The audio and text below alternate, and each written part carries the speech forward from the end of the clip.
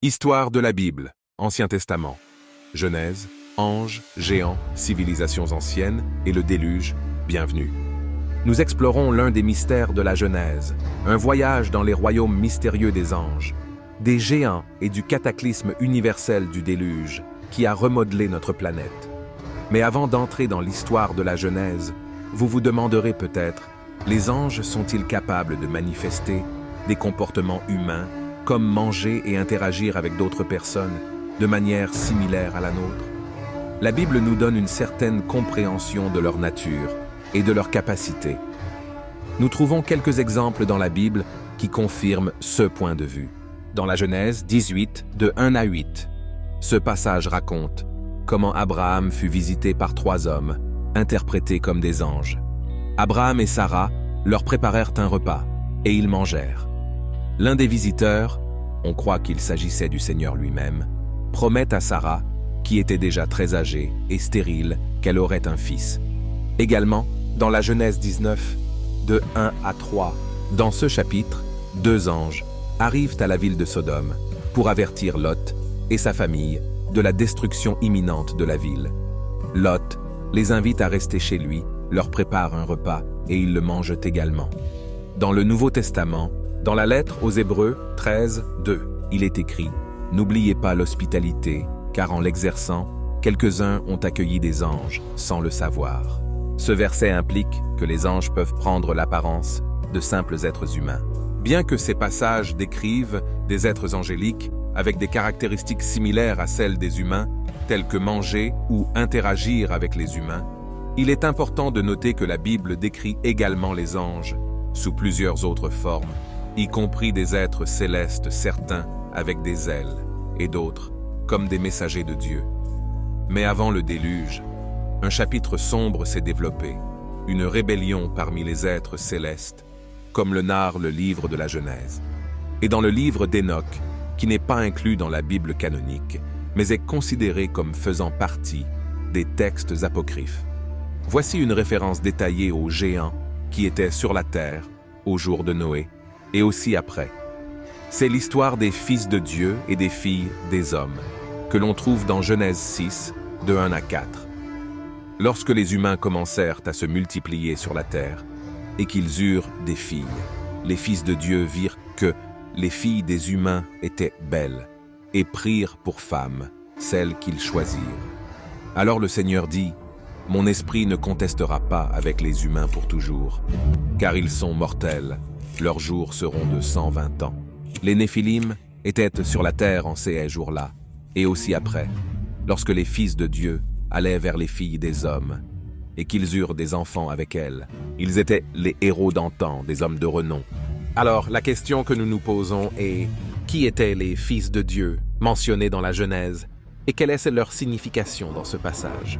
Les fils de Dieu ont été interprétés de différentes manières, comme des êtres angéliques déchus qui se sont rebellés contre Dieu, et aussi en prenant des épouses humaines, ce qui a conduit à la naissance de géants monstrueux, également connus sous le nom de Néphilim. Les anges déchus, attirés par des désirs terrestres, descendirent sur les femmes de la terre et les prirent pour épouses, défiant ouvertement l'ordre divin des choses et corrompant la création de Dieu. Des références à cela se trouvent également dans le livre d'Enoch, spécifiquement dans le chapitre 6, versets 1 et 2. Géants. Cette union impie a donné naissance à une race redoutable de géants, connue sous le nom de Néphilim. Genèse 6, verset 4. Dans la Genèse, on trouve une saga de proportions cosmiques où le mélange d'anges déchus et de femmes terrestres a donné naissance à une race hybride de géants, les Néphilim. Ils naquirent de l'union interdite entre les fils de Dieu et les filles des hommes, les titans de l'Antiquité. Le livre d'Enoch approfondit leurs actions et leurs motivations, les dépeignant non seulement comme des agents du chaos, mais aussi comme les cerveaux derrière un plan plus vaste. Il dispense une connaissance interdite à l'humanité, marquant le début d'une ère marquée par la quête de l'occulte, ainsi qu'une augmentation de l'arrogance, de l'orgueil, de la rébellion et du péché. Enoch les présente comme des héros de renom, d'une stature imposante, incarnant une force et une ruse extraordinaire. Leur lignée d'un autre monde les élève au rang de demi-dieux parmi les humains. Les spéculations abondent sur les Néphilim, ces géants hybrides nés d'une mère humaine et d'un père angélique déchu. Mais qu'est-il advenu d'eux lorsque leur corps est mort? Les démons pourraient-ils être par hasard les esprits éternels désincarnés des Néphilim, persistants à corrompre et à propager le mal tandis qu'ils errent sur la terre? En alternative, les mêmes anges déchus mentionnés au jour de Noé, qui ont ressurgi même après le déluge, pourraient-ils occuper les corps des aliens gris qui ne se sont jamais vraiment éloignés de la Terre, n'étant pas vraiment des extraterrestres, mais plutôt des entités extradimensionnelles? Ces anges déchus auraient-ils perfectionné leur méthode pour corrompre l'ADN humain et animal? Et pourraient-ils potentiellement viser à prendre possession de la planète? Nous continuons à nous demander quelle est la véritable nature de ces forces énigmatiques. Les découvertes archéologiques révèlent des vestiges d'une époque lointaine, lorsque les Néphilim marchaient sur la terre comme des figures imposantes, de force et d'autorité. Ils se trouvaient à la croisée des chemins entre la séduction de la connaissance, la domination et le désir d'être vénérés comme des dieux, et leur jugement imminent venant du véritable Créateur. À travers ces récits, nous sommes rappelés que nous devons nous attacher fermement à l'obéissance totale à ce que Dieu a ordonné depuis le commencement de la création, pour notre propre bien. L'apôtre Paul a dit aux croyants d'Éphèse dans sa lettre aux Éphésiens, chapitre 6, verset 12, « Car nous n'avons pas à lutter contre la chair et le sang, mais contre les principautés, contre les puissances, contre les gouverneurs des ténèbres de ce monde, contre les esprits méchants dans les lieux célestes. » Fin du verset. Nous apprenons à éviter le destin qui attend ces êtres angéliques déchus qui, de leur propre volonté, se sont détournés de leur état naturel et ont recherché une chair étrangère, altérant ainsi et corrompant le design impeccable de la création de Dieu. Cela nous fait vraiment considérer que ces êtres extraterrestres, entre guillemets, pourraient ne pas être plus que des anges déchus ou des démons qui ont existé parmi nous tout ce temps. La preuve réside dans les témoignages des enlevés par des extraterrestres. Car lorsque ces entités, qu'elles soient grises ou autres, invoquent le nom du Seigneur Jésus-Christ, elles répondent avec crainte et fuient immédiatement. Pyramides autour du monde. Quels sens sont des structures anciennes, telles que les pyramides en ce qui concerne la Genèse? La prévalence de structures similaires à des pyramides sur plusieurs continents suggère des motifs culturels partagés et peut-être une civilisation ancestrale commune. Dans les récits anciens, parmi les ruines d'empires oubliés, de nouvelles découvertes archéologiques continuent de nous fournir des preuves de géants ayant existé il y a des milliers d'années. Peut-être les constructeurs de ces énormes structures. Que ce soit les Néphilim, les Anakim, les Rephins, comme le roi géant de Bazan, ou l'infâme Goliath, avec ses 4 frères, ces figures légendaires ont laissé leur empreinte dans l'histoire ancienne. Aux côtés d'eux, les pyramides énigmatiques et structures similaires suggèrent l'existence d'une civilisation ancienne partagée. Pourrait-il être que les dieux et demi-dieux païens, présents dans plusieurs cultures, tracent leur lignée à l'union entre des anges déchus et des femmes mortelles, les géants de l'Antiquité? Le grand déluge universel. Qu'est-ce qui a poussé Dieu à déclencher le déluge? Bien que nous comprenions que ce fut la généralisation du mal chez l'humanité et une dégradation morale complète qui ont conduit Dieu à prendre cette mesure drastique. Pourrait-on également l'attribuer à la corruption causée par les anges déchus qui ont collaboré avec les humains, altérant tout ce que Dieu avait créé sur la terre? 2 Pierre 2, versets 4 et 5. Dieu n'a pas épargné les anges qui ont péché, mais les a jetés en enfer et les a livrés à des prisons de ténèbres où ils sont réservés pour le jugement. Il n'a pas non plus épargné le monde ancien, mais a préservé Noé, prédicateur de la justice, avec cette autre personne, et a amené le déluge sur le monde des impies. Fin du verset. Pourquoi Dieu a-t-il choisi Noé pour construire l'arche et être sauvé du jugement imminent? La droiture de Noé l'a distingué au milieu d'un monde consumé par le pur mal et le péché, et peut-être que son propre ADN était resté intact, n'ayant pas été contaminé. ni affectés par des entités rebelles, des anges déchus qui avaient interféré avec l'humanité et les animaux que Dieu avait créés. Dans Genèse 6, versets 9 à 22, Dieu a confié à Noé l'honneur de préserver la vie au milieu de la dévastation du déluge en construisant l'arche, sauvant non seulement la vie de Noé, mais aussi celle de sa femme, de ses 3 fils et de leurs femmes, soit un total de 8 personnes. Ensuite, Dieu fit une promesse à Noé, après le déluge, les couleurs vibrantes de l'arc-en-ciel, s'étendant dans le ciel sous forme d'arc, symbolisant l'assurance que Dieu ne détruirait plus jamais la terre, par un déluge, un témoignage de sa miséricorde et de sa fidélité éternelle. Tout comme les structures énigmatiques, dispersées à travers le monde, clairement créées par une civilisation très avancée et gigantesque qui faisait étalage de son intelligence et de sa force. Les récits d'inondations sont présents dans de nombreuses cultures à travers le monde.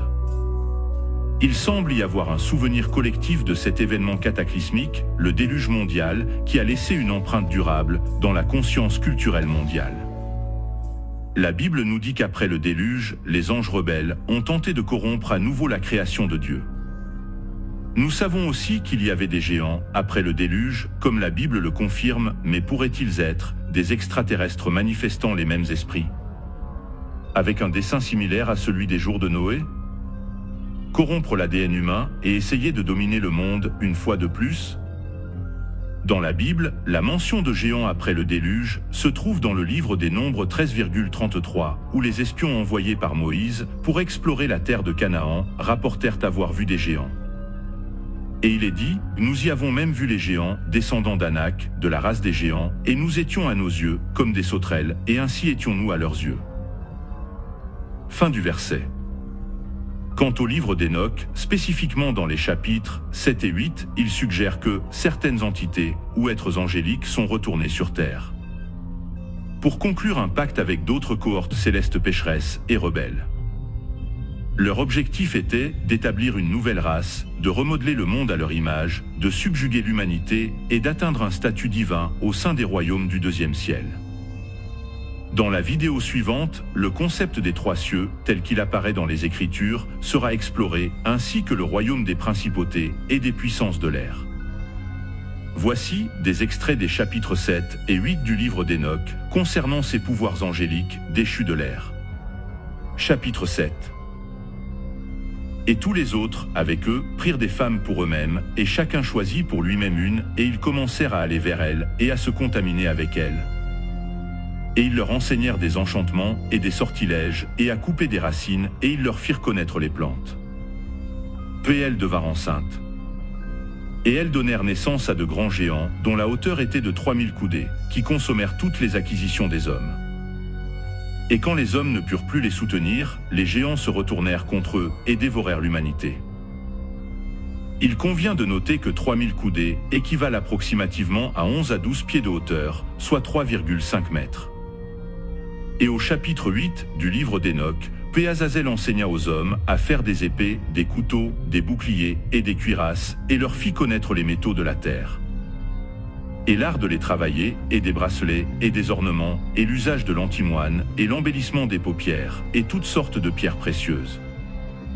Et tous les colorants. Et beaucoup d'impiété apparut, et ils commirent la fornication, et ils s'égarèrent, et ils se corrompirent dans toutes leurs voies. Notez que l'antimoine est un élément chimique. C'est un métalloïde de couleur blanc argenté. Il est utilisé dans diverses industries, en médecine, comme alliage, pour les pigments et les semi-conducteurs.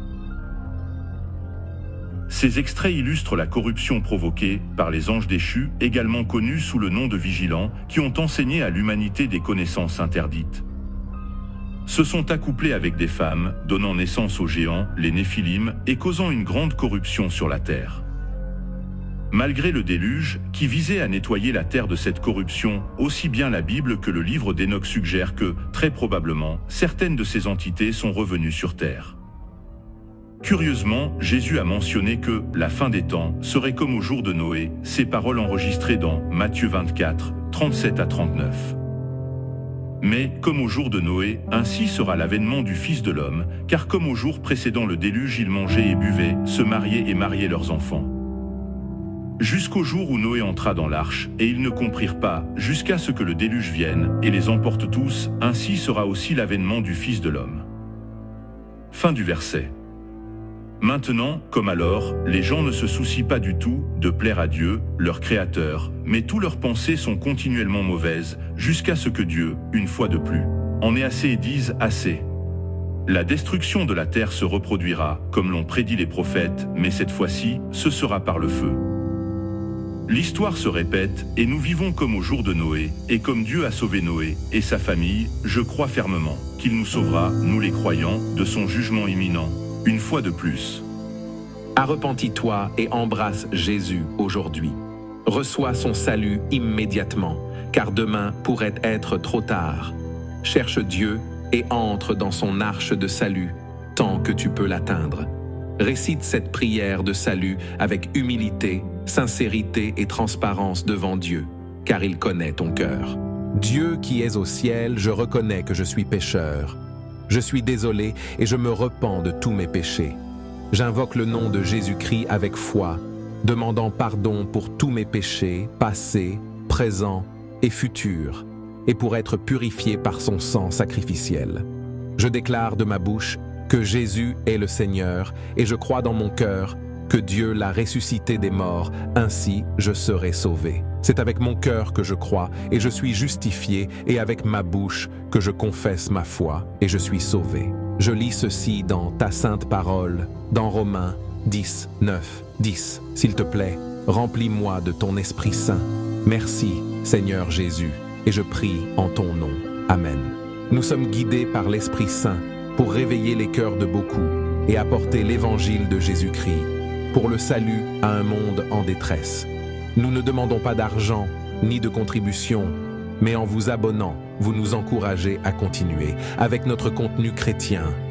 Veuillez partager ce message avec votre famille, vos amis ou toute personne qui a besoin de l'entendre, afin qu'ils puissent aussi trouver Jésus-Christ. Il est l'arche de notre salut. Prends soin de toi jusqu'à la prochaine fois et que Dieu te bénisse abondamment.